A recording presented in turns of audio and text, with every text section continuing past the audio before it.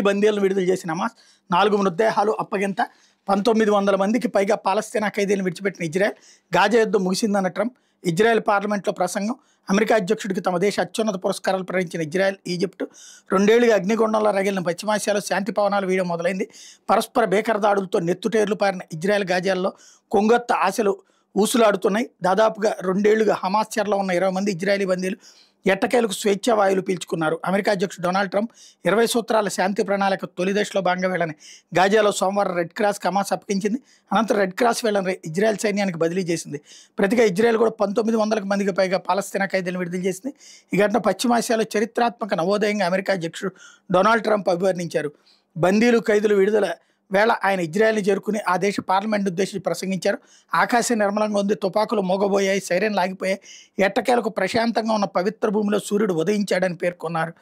అన్నటువంటి వార్తని హైలైట్ చేశారు ఇక్కడే సిగ్గుపడాల్సింది అటు ట్రంపు ఇటు నెతన్యాహు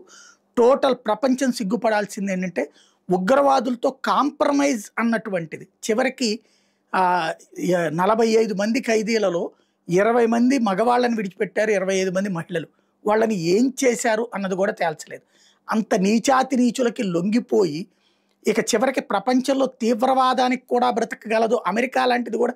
ఏం పీకలేదు ఇట్లాగ నవోదయం శుభోదయం అని వార్తలు రాసుకునే దిక్కుమాలిన దరిద్రపు స్టేట్మెంట్ తప్పించి అన్నదానికి సజీవ సాక్ష్యం తీవ్రవాదం ముందు మోకరిల్లినటువంటి సామ్యవాదం ఒకవైపు అదే సందర్భంలో పెట్టుబడి తారీతనం మరొక వైపు ఇద్దరు నిస్సిగ్గుగా దాన్ని గొప్పగా చెప్పుకోవడం అసహ్యకరమైనటువంటి సంబోధన ఇకపోతే డిగ్రీకి సై పీజీ